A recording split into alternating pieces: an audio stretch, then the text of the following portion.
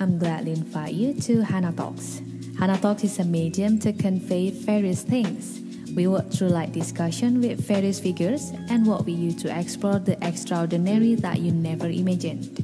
So come on and stay there because you will regret losing a great part of our awesome journey. Just relax and enjoy the show.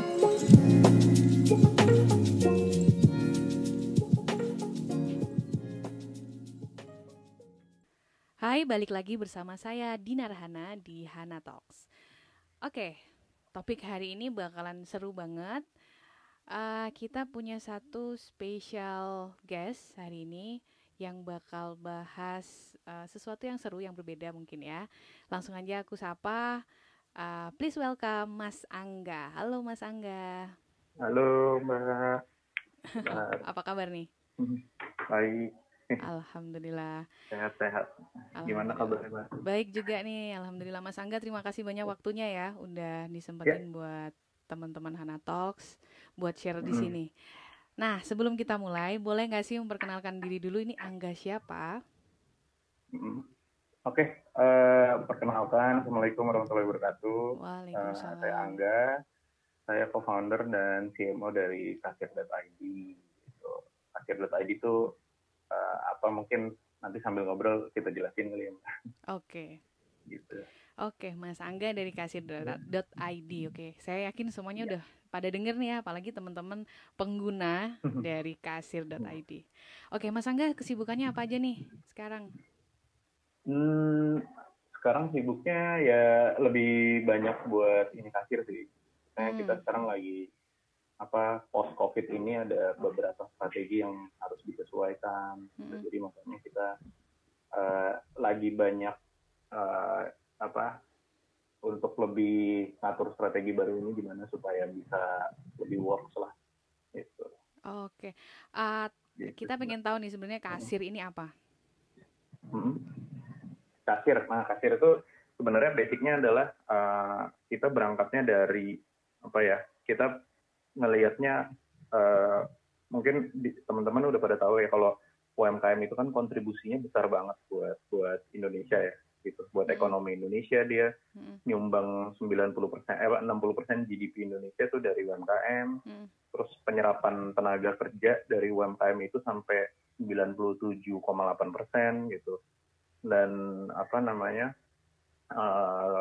kontribusinya besar banget buat ekonomi Indonesia. Nah, tapi UMKM ini selalu nggak jadi prioritas gitu karena dia banyak terus jumlahnya kecil-kecil gitu. Mereka kan harus berkembang supaya ekonomi Indonesia juga semakin maju gitu. Jadi kalau kita ngambil contoh nih Mbak di negara berkembang di Uni Eropa itu usaha mikro dan kecilnya itu komposisinya tetap lebih besar mikro, tapi usaha kecil itu bisa sampai 5% gitu. Sedangkan di Indonesia itu cuman usaha kecilnya itu cuman 1-2% gitu kalau nggak salah. Nah, jadi kuncinya adalah gimana kalau Indonesia mau berkembang itu kita mengelevate si usaha mikro itu menjadi usaha kecil gitu. Nah, mengelevate itu ternyata nggak gampang. Mereka butuh support. Salah satunya support yang paling mereka perluin adalah pendanaan kan, gitu. buat mereka berkembang. Nah, pendanaan ini ternyata jadi satu barrier buat mereka. Kalau mereka mengajukan pendanaan ke fintech atau ke perbankan, lembaga keuangan, itu selalu terkendala sama kalau ditanyain mana ininya penjualannya bulan ini berapa, laporan keuangannya ya. Terus laporan keuangannya gimana? Wah, saya nggak nyata, cuma nulis di kertas, kertasnya di kertas rokok udah hilang gitu, atau enggak cuman saya inget-ingetnya aja lah gitu, cuma pakai kalkulator gitu. Nah, jadi kita lihat karena tadi kontribusinya UMKM besar banget dan supaya mereka berkembang itu kuncinya adalah di pencatatan gitu. Kita lihat gitu. Jadi makanya kenapa kami ngebuat Kasir, karena Kasir itu basicnya adalah pencatatan, tapi yang ujungnya adalah bisa memberikan ekosistem buat mereka lebih berkembang lagi. Gitu. Gitu. Jadi macam-macam di kita ada point of sale, tapi mereka juga bisa beli bahan baku dari aplikasi kasir gitu. Kami udah kerjasama sama beberapa supplier. Lalu mereka bisa dapat menerima pembayaran QRIS gitu. Terus setelah itu nanti ujungnya dapat pembiayaan dari partner-partner fintech kami yang udah kerjasama sama kasir. Gitu. Oke, kalau kasir gitu sendiri udah start mulai dari kapan ya? Kenapa? Sorry. Kasir sendiri sudah mulai kapan start berdirinya? Berdirinya secara company kita dari 2015, cuman selama 2 tahun itu kita project based. Setelah itu kita dapat investment, jadi di 2017 kita baru rilis produknya, 2017 akhir. Oke. Gitu. Nah, dari awal berdiri, jumlah timnya berapa nih sampai saat ini sudah berapa? Awalnya berdiri tuh kita mulai berempat gitu, jadi saya sama Mas Novan itu foundernya, kita berdua, terus kita ajak tim berempat. Sekarang alhamdulillah udah ada 120 orang. Wow, oke. Udah ada di berapa kota ini kasir, Mas Angga? Timnya secara headquarter paling gede di Jakarta gitu. Setelah itu ada tim di Bandung, Jogja, Malang, sama Bali. Oke, keren. Nah, ngomongin soal tim nih ya, dari awal berdiri berempat sampai sekarang bisa 100 lebih ya. Yang mau jadi topik hari ini, kita pengen tahu gimana kasir bisa berkembang sepesat itu dan sebesar itu. Dari awal mengumpulkan tim-tim terbaik ini, gimana strateginya sampai bisa di posisi saat ini? Oke, strateginya sih ini nggak semuanya benar sebenarnya ya Mbak. Cuman ada beberapa yang bisa kita ambil jadi pelajaran sih gitu. Yang pertama itu jadi awalnya itu kasir karena kita investmentnya masih sedikit, jadi mindsetnya kan kalau aku sih ngusahain cari teman lingkungan sekitaran kita dulu gitu. Gitu. Jadi kita cari teman-teman yang kita kenal, yang kita lihat emang potensial, kita ajakin di situ. Waktu awal-awal ya, tuh timnya masih kecil lah, sampai 20 orang tuh kebanyakan networking dari kita lah, gitu. Teman kita ajak gitu ya. Yang mungkin mereka nggak ekspertis di situ gitu. Gitu. Nah, terus mereka mungkin nggak ekspertis di situ, cuman akhirnya seiring berjalan waktu kita kembangin tuh mereka gitu. Jadi karena masih sedikit, kita sebagai founder cukup dekat untuk nyampein ke mereka apa sih visi misinya kita gitu. Jadi why-nya kenapa company itu dibuat, mereka jadi lebih tahu lah gitu. Nah itu jadi pendekatannya lebih banyak ke personal sih Mbak waktu itu ya di awal gitu, sampai sekarang makin berkembang. Nah kita udah mulai harus nge-hire orang-orang yang udah jauh lebih expert dibanding kita gitu, yang bisa ngebantu nge-build up tim sama ngegedein company ini gitu, ngerapi-rapihin. Oke, kalau strategi untuk tim development-nya sendiri kayak apa nih Mas Angga? Tim development macam-macam ya. Kalau saya sama Mas Novan sama founder itu, kita dulu berpatokan sebenarnya ya, maksudnya basicnya kita berpatokan sama omongannya Richard Branson gitu. Kalau tahu Richard Branson gitu. Nah, Richard Branson tuh punya prinsip, intinya dia bilang kalian tuh buat bahagia karyawan kalian, itu maksudnya kita kerja buat mereka, bantuin mereka, kita bahagiain mereka, kita support mereka, nanti mereka akan running bisnis kita benar-benar dengan sepenuh hati gitu. Dengan bahagia jadi, juga gitu ya? Iya, jadi kita benar-benar fokus nge-build up tim tuh benar-benar lebih ke personal gitu ya. Gitu. Jadi kita support gitu kebutuhan mereka apa gitu, kita support ya, pasti tentunya dengan pertimbangan biaya dan macam-macam ya gitu. Cuman supportnya belum tentu uang ya, maksudnya banyak lah macam-macam gitu. Kadang-kadang udah kayak keluarga sih gitu. Walaupun di sisi lain jadi nggak baik ya secara personal gitu. Cuman emang bener gitu. Jadi sekarang itu kita bisa apa ya, ibaratnya mungkin yang top level ke atas itu udah bisa trust sama tim di bawahnya karena mereka udah pasti jalanin dengan baik gitu. Jadi benar-benar ownership-nya tuh mereka punya gitu di kasir ini. Gitu. Karena kita dari awal ini engage mereka banget lah. Nah, engagement-nya gitu. Sendiri ada contohnya nggak buat personal bonding dari perusahaan sendiri kayak apa? Ada contoh yang biasanya dilakukan sama tim seperti apa? Oke. Yang pertama itu waktu kita masih 7 orang sampai sekitar 12 orang, itu kan masih ketemu setiap hari ya Mbak. Kita ketemu setiap hari, ada apa-apa kita update, ya tinggal mungkin kita satu ruangan, mejanya juga nggak jauh-jauh, jadi kalau ada update tuh tinggal besok kita ini ya, besok kita mau gini gitu. Okay. Cuman waktu masuk sekitar 20 orang ke atas itu udah mulai banyak terjadinya miskomunikasi itu. Jadi biasanya kita ngomong A, semuanya udah tahu. Nah, pola pikir kita di karena kita company yang baru, kita lihat ini udah kita kasih tahu nih, harusnya udah apa nih gitu. Semuanya udah tahu, tapi kenyataannya kalau udah 20 orang tuh mereka nggak ada komunikasinya nggak selancar itu gitu. Nah, di kasir kita kemarin akhirnya ngasih solusi. Kalau di kasir kita bikin satu momen namanya kentongan gitu. Jadi kentongan itu momen di mana tiap hari Jumat, dulu tuh Rabu atau Jumat gitu lah pokoknya, kayaknya tiap Jumat karena santai, habis sholat Jumat itu jam 2 kita kumpul di kantor semuanya, bikin kayak town hall, kita kasih update. Oke, hari ini kita user udah segini gitu, per minggu ini, kita minggu depan mau ngadain apa, terus ini kenalin orang baru gitu. Jadi update highlight dari company kita update ke semua tim tuh di situ.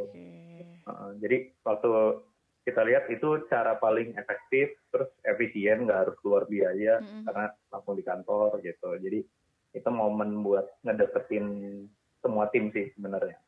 Oke. Gitu sih, Mbak. Nah, kalau dari awal tim yang ikut andil dari waktu pendirian awal itu berapa dari mereka yang masih bertahan dan apa ada udah ada yang digantiin atau gimana gitu sampai detik ini? 4 orang di awal masih sampai sekarang, alhamdulillah gitu, dan ada mungkin kalau dihitung 8 orang ada 2 yang udah cabut ya gitu. Tapi semuanya sekarang berkembang, udah di posisi yang di atas, walaupun sekarang kita nge-hire orang yang tadi aku bilang tuh Mbak, yang udah jauh lebih pintar dari kita buat nge-build up mereka nih gitu. Karena nggak semuanya bisa jadi di posisi yang di atas gitu. Oke. Gitu. Nah, ini yang bikin penasaran gimana cara membangun tim sebesar kasir dalam jangka waktu yang bisa dibilang relatif singkat dari 2017 ya. Gimana nih strateginya? Strateginya sebenarnya intinya nomor 1 kalau dari aku sih, pengalaman aku di komunikasi ya Mbak. Jadi komunikasi itu macam-macam. Tadi kita bikin yang kentongan secara highlight gitu, dan tim itu kan divisinya masing-masing ada kan. Jadi masing-masing divisi itu di kentongan, akhirnya pas kita mulai udah agak gede, mulai sekitar 50 orang, kentongan itu kita mulai bikin per divisi tuh. Marketing mau ngerjain apa, tim tech mau ngerjain apa, tim produk mau ngerjain apa, dan mereka present jadi satu slide di kentongan itu. Jadi semuanya tuh jadi align gitu tujuannya apa gitu. Nah, kita kalau secara ininya ya, secara company. Cuman kalau secara teknis kita bikin namanya OKR gitu, objective key result gitu. Itu jadi OKR secara company, kita Q quarter ini kita fokus mau ngejar user 10.000 orang gitu, harus bisa. Nah, OKR-nya tuh diturunin ke masing-masing tim. Gitu. Marketing berarti untuk ngejar 10.000 orang mau ngapain, operation mau ngapain, produk mau ngapain gitu. Dan mereka turunin lagi ke timnya gitu. Jadi objektifnya dapat, tapi key result-nya tuh udah masing-masing gitu. Jadi semua result mereka semua itu ngerjain udah dapat why-nya kenapa sih gue harus ngejar angka ini. Oke, kalau boleh tahu budaya kerja seperti apa yang diterapkan sama kasir untuk engagement timnya? Budaya kerja kita kita karena masih 100 orang, kita mengusahakan secara profesional tetap ada gitu ya. Maksudnya HR ngejalanin secara profesional, finance juga. Cuman personal, sorry Mbak, agak bisik ya. It's okay. Bentar.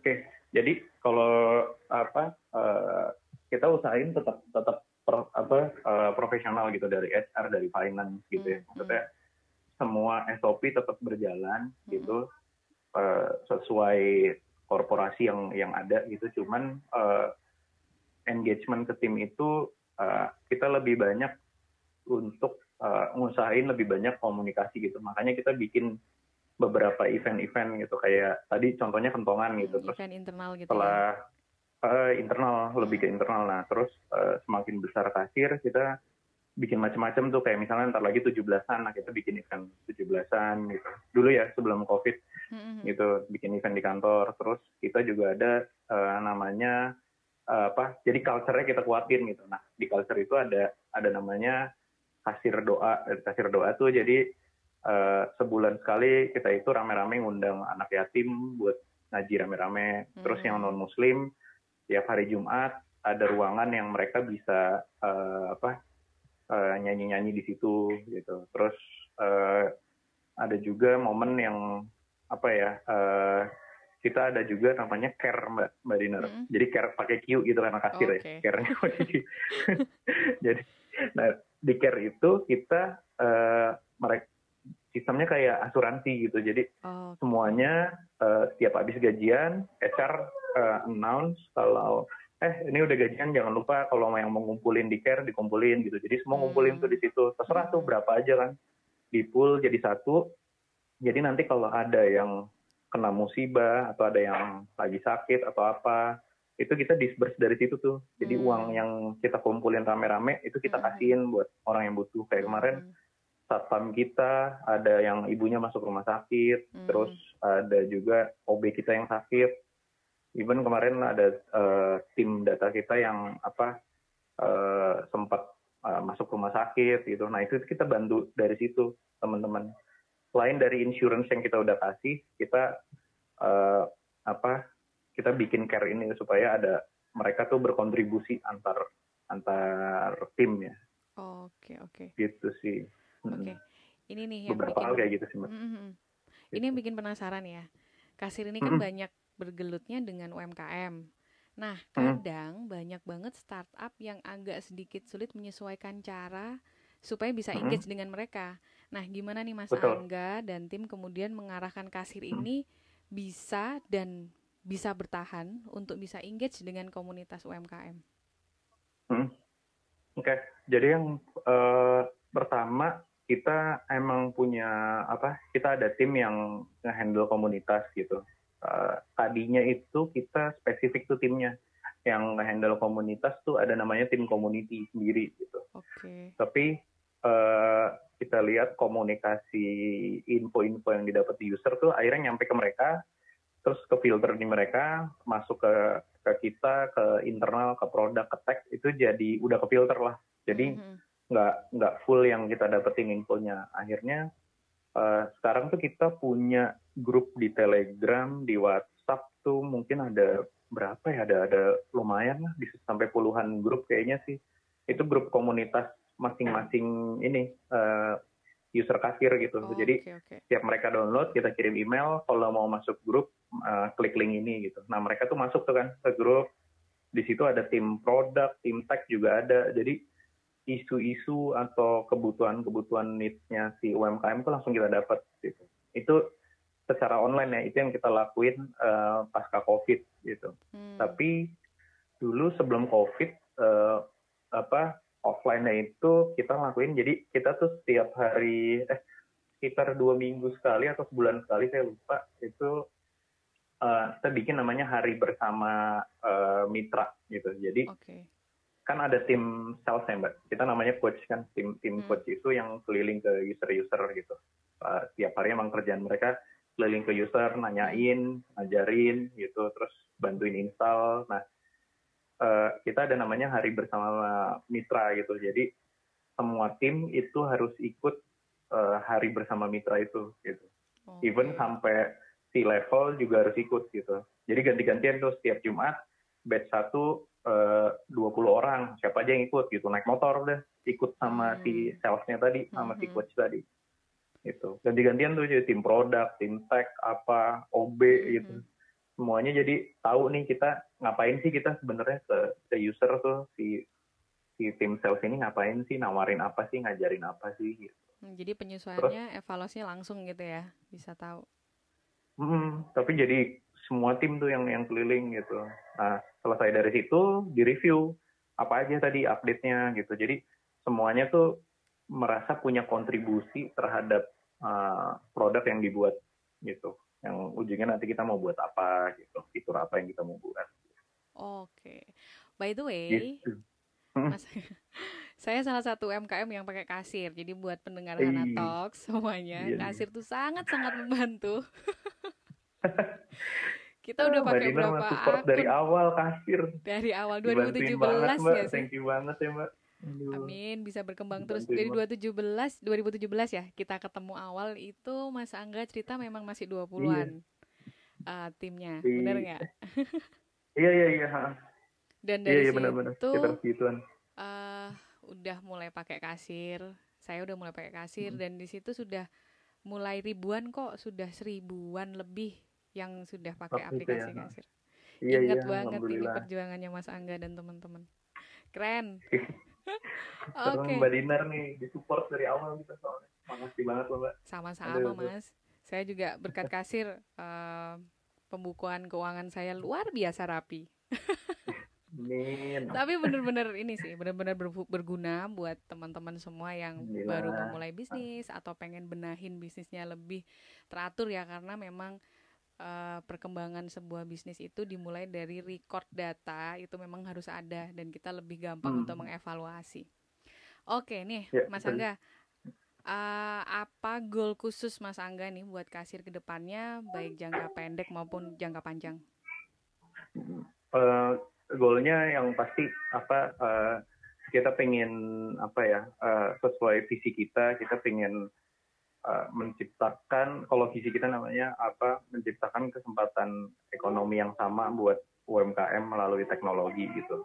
Jadi kesempatan ekonomi yang sama tuh jadi mereka sama-sama punya kesempatan buat bisa berkembang gitu. Kalau tadi yang aku jelasin kan mereka kesulitan kan kalau mau berkembang, mau dapat pembiayaan gitu. Sedangkan perusahaan korporasi yang kontribusinya cuma 3-5% di seluruh Indonesia ini yang gede-gede, itu mereka gampang banget tuh kalau ke lembaga keuangan dapat pembiayaan gitu. Nah yang mikro-mikro ini yang jadi tulang punggung malah punya kesulitan gitu.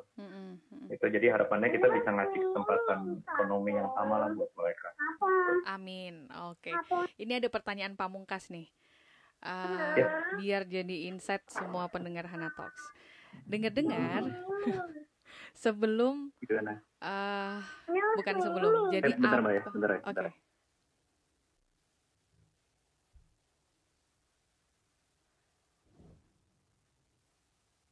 Ya. Gimana, Mbak? Oke. Mas, aku ulangi aja pertanyaannya ya. Wait. Ya. Oke. Ini ada pertanyaan pamungkas nih ya, buat insight semua teman-teman pendengar Hana Talks.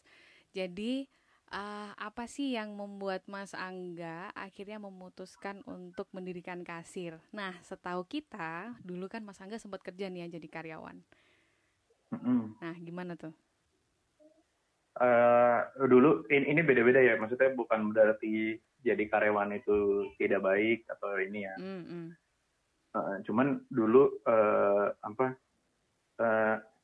jadi awalnya itu kalau secara personal kita emang lihat waktu bekerja itu aku 5 tahun kan kerja, sekitar 6 kali pindah kantor lah gitu. Jadi cuman 4 kali apa 6 kali deh lupa pindah kantor. Nah di situ itu tuh kita aku ngelihat kayaknya kok ini kita udah kerja bener, bagus, udah kita totalitas kerja, cuman impact-nya kok kayaknya nggak gede sih gitu. Maksudnya impact-nya cuman ke company itu doang gitu.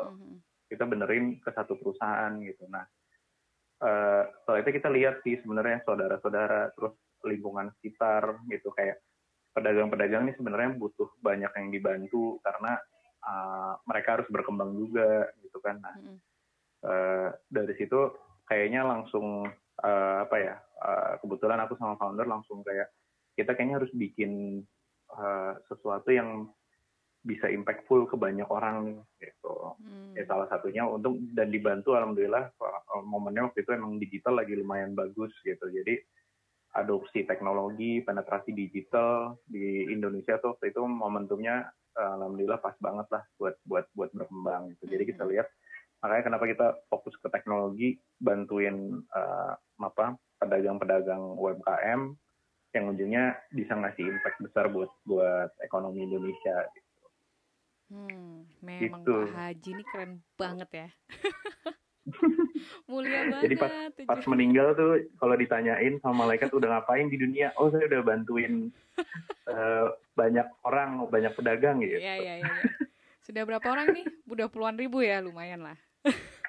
Sekarang user kasir udah 400 ribuan lah. Wow, 400 ribu, keren. Udah sampai Papua gitu, udah ada yang pakai alhamdulillah. Keren. Saya juga nggak pernah pindah ke lain hati kok, udah. Sekarang nih ya kasir itu ada website khusus buat jualan produk, terus ada absensi karyawan. Udah pakai semua dong. Luar biasa. Thank you, Ma. Keren. Mbak Hega tuh nanya-nanyain Mbak Hega. Iya, itu bagian resmi untuk kasir tuh Mbak Hega tuh. Mbak Hega ya, aduh. Keren banget deh. Mas Angga, terima kasih banyak ya waktunya, insight-nya. Sama-sama. Terus tadi udah dibocorin juga nih gimana cara kelola tim dan lain sebagainya. Ini keren banget, semoga bermanfaat buat pendengar Hana Talks. Amin, mudah-mudahan manfaat ya. Amin. Dan kita pengennya next kita akan bahas hal-hal yang nggak kalah menarik dengan hari ini, dan bareng Mas Angga juga ya. Mas Angga minta waktunya lagi. Yeay, siap. Oke. Terima kasih Mas Angga. Sampai ketemu di lain waktu. Dan buat pendengar Hana Talks jangan lupa terus ikutin uploadan dari Hana Talks. Oke, see you.